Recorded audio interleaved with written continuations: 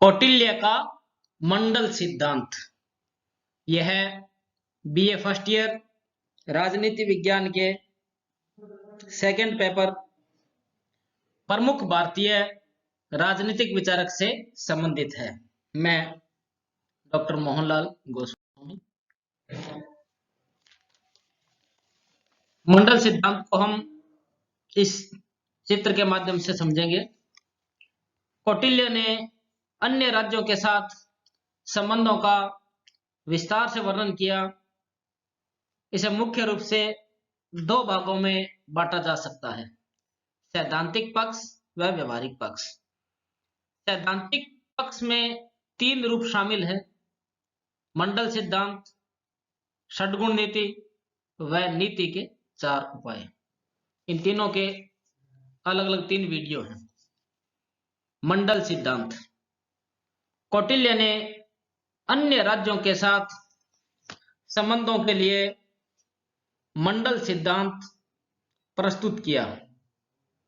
उनका मत है कि प्रत्येक राज्य अपने विस्तार की इच्छा रखता है और इस दृष्टि से वह पड़ोसी राज्य को जीतना चाहता है। अतः दो पड़ोसी राज्य सदैव अरि यानी शत्रु होते हैं। मंडल का अर्थ है राज्यों का घेरा, वृत्त या समूह। एक मंडल में 12 राज्यों को माना गया है। इसका केंद्र विजिगीषु अर्थात विजय की आकांक्षा रखने वाला राज्य होता है। इसे इस चित्र के द्वारा समझा जा सकता है। विजिगीषु इसका केंद्र है जो विजय की आकांक्षा रखता है। इसे केंद्र में रखकर ही मंडल सिद्धांत का निर्माण किया गया है। इसमें विजिगीषु के सामने राज्य हैं और पिछली साइड में पीठ पीछे राज्य हैं, मध्यम और उदासीन राज्य हैं। विजिगीषु के पास वाला राज्य, सामने वाला राज्य अरि राज्य है। अरि अर्थात शत्रु का राज्य। जिस दिशा में विजिगीषु राज्य का विस्तार चाहता है उस दिशा का पड़ोसी राज्य विजिगीषु की दृष्टि से अरि राज्य होता है। अरि क्यों होता है? क्योंकि दोनों की सीमाएं मिलती है, एक दूसरे पर आक्रमण का डर है, नदियों के पानी संबंधी विवाद होता है और अन्य छोटे हित भी आपस में टकराते हैं। उसके बाद मित्र राज्य यानी विजिगीषु का मित्र राज्य होता है। यह अरि राज्य से आगे का राज्य होता है। यह अरि राज्य के खिलाफ मित्र राज्य को साथ देने को तैयार होता है, यानी विजिगीषु का मित्र राज्य, यानी एक अरि होगा एक मित्र होगा। इस तरह से ये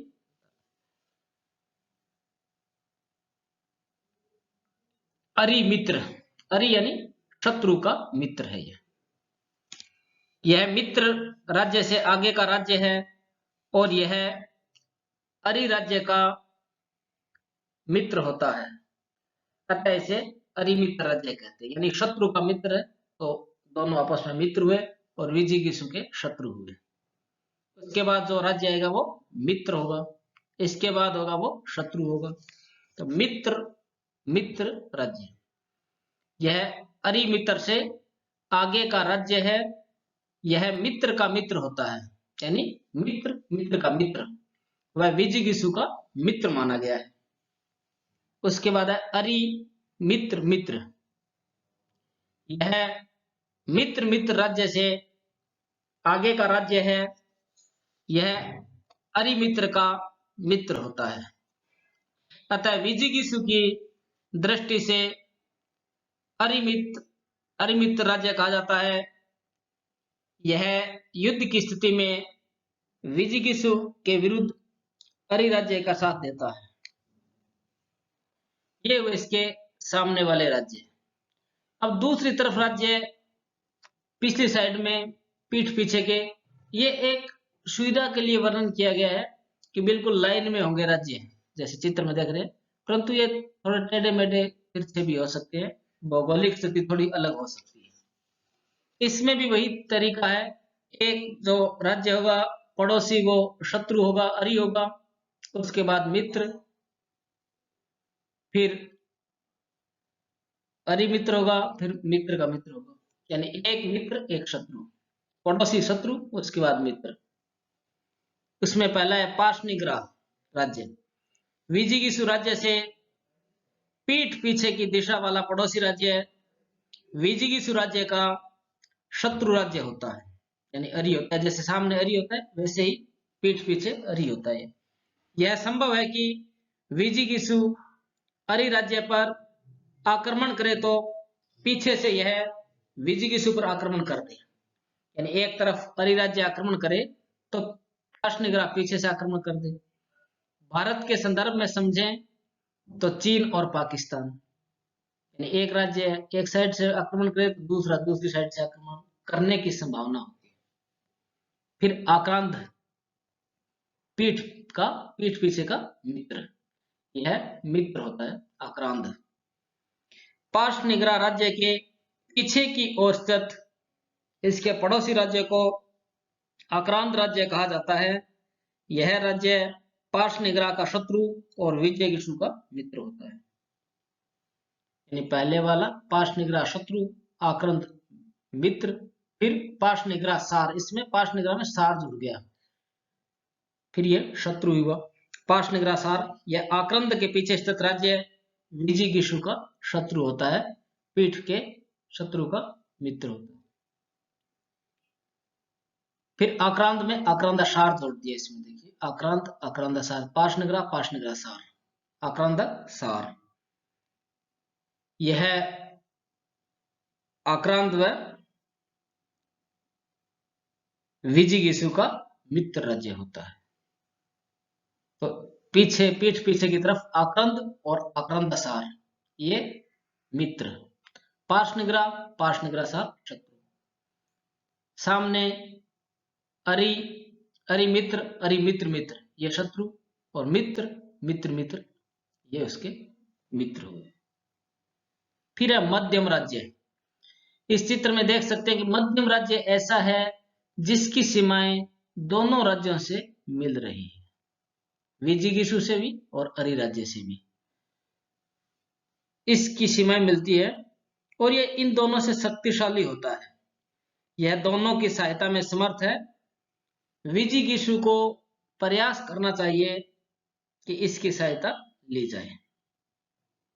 फिर एक राज्य है 12वां राज्य उदासीन, तटस्थ। वे भौगोलिक दृष्टि से विजिगीषु अरि मध्यम से दूर होता है और राजनीति में सक्रिय नहीं होता है। वर्तमान संदर्भ में विश्व में देखें तो स्विट्जरलैंड एक ऐसा देश है जो तटस्थ अपने आप को मानता है, वो किसी प्रकार की अंतर्राष्ट्रीय राजनीति में भाग नहीं लेता है, विशेष रूप से युद्ध के संदर्भ में। विजिगीषु का जो राज्य मंडल है, इसमें उसके मित्र, सभी मित्र, अरि राज्य का मंडल, फिर उदासीन व मध्यम राज्य का मंडल होता है। इसमें सभी के अपने अपने मंडल है, विजिगीषु का है, अरि का है, मध्यम का, उदासीन है। ये 12 राज्यों को मानकर मंडल माना गया है। प्रत्येक राज्य में 7 अंग होते हैं। 7 कौन सा है? स्वामी, अमात्य, जनपद, दुर्ग, कोष, दंड व मित्र। इसमें स्वामी पर हमने विचार कर लिया है कि ये मित्र हो सकता है या शत्रु हो सकता है, संभावित मित्र और संभावित शत्रु। एक पर विचार कर लिया, 7 में से एक पर विचार कर लिया, 6 प्रकृतियां और बचती है इसकी। तो 12 राज्यों की 6 प्रकृतियां, कुल 72 प्रकृतियों पर विचार के उपरांत ही राज्य के संबंधों का निर्धारण करना चाहिए। यानी स्वामी पर तो विचार कर लिया गया कि संभावित मित्र है या शत्रु है, परंतु उसकी और भी प्रकृतियां हैं, उसका अमात्य, जनपद, दुर्ग, कोष, दंड, मित्र, ये कैसे हैं, इन सभी पर विचार करना चाहिए। यह सिद्धांत 12 राज्यों की भूगोल व राजनीति के आपसी संबंधों पर आधारित है। इसमें संभावित मित्र व शत्रु शामिल है। इसमें शक्ति संतुलन की धारणा भी निहित है। शक्ति संतुलन यानी विश्व में वर्तमान में भी यही माना जाता है कि विश्व में शांति व्यवस्था तब रहती है जब शक्तियां संतुलित अवस्था में होती है। यानी लगभग अगर 2 गुट है तो लगभग बराबर शक्तियां होती है तो शांति व्यवस्था बनी रहती है। मंडल सिद्धांत में भी यही थ्योरी है कि इसे शक्ति संतुलन बना रहे, और वीजी गिशु को ये प्रयास भी करता रहना चाहिए कि ज्यादा से ज्यादा मित्रों की संख्या बढ़ाए और अपनी अन्य प्रकृतियां जो है अमात्य, जनपद, दुर्ग, कोष, दंड व मित्र, इन सब को भी मजबूत करते रहें और जहां कहीं कमी दिखाई देती है वहां उसको सुधार करने का प्रयास हमें करते रहना चाहिए। क्योंकि कौटिल्य का ये जो चिंतन है ये बहुत ही व्यवहारिक तरीके से इसका वर्णन किया गया है। वर्तमान संदर्भ में भी देखें तो ये मंडल सिद्धांत कहीं न कहीं लागू होता है। जैसे भारत के पड़ोसी पाकिस्तान, दूसरी तरफ चीन, तो ये स्वाभाविक रूप से अरी हैं भारत के, क्योंकि इनकी सीमाओं का विवाद है, नदी के पानी का विवाद है और एक दूसरे को ये संभावना रहती है कि एक दूसरे पर आक्रमण न कर दें। तो ये कौटिल्य के चिंतन में भी इस बात को देखा गया है।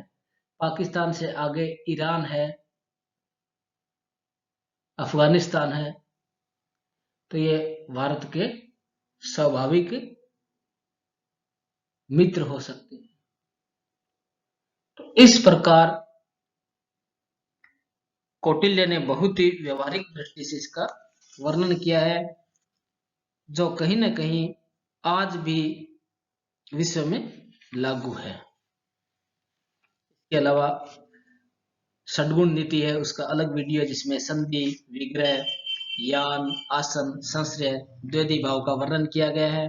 और नीति के 4 उपाय भी है, साम नीति, दाम नीति, भेद और दंड नीति।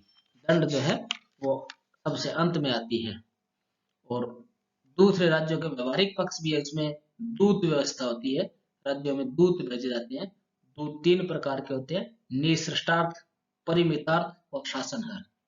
निसृष्टार्थ यानी ये प्रथम श्रेणी के होते हैं, किसी शांति या संधि का अधिकार होता है। परिमितार्थ को किसी निश्चित मुद्दे पर अधिकार होता है। और शासनहार जो होता है इसको सिर्फ शासकीय आदेश ले जाने का अधिकार होता है। कौटिल्य ने गुप्तचर व्यवस्था का वर्णन भी किया। 2 प्रकार के होते हैं, संस्था व संचार। संस्था एक जगह रहकर, संचार घूमते हुए कार्य करते हैं। युद्ध के भी 3 प्रकार है, प्रकाश युद्ध, कूट युद्ध व तुष्ण युद्ध। प्रकाश युद्ध, इसमें देश काल परिस्थिति बताकर पूर्व घोषणा के साथ युद्ध किया जाता है। कूट युद्ध में छल कपट का प्रयोग है। और तुष्ण युद्ध में गुप्तचरों की मदद से शत्रु को विष या औषधि या धोखा देकर वध किया जाता है। पराजित राजा के प्रति भी कौटिल्य ने अच्छा व्यवहार करने का सुझाव दिया है। उम्मीद है आपको ये मंडल सिद्धांत समझ में आया होगा। इसका आप अच्छी तरह से अध्ययन करेंगे। धन्यवाद।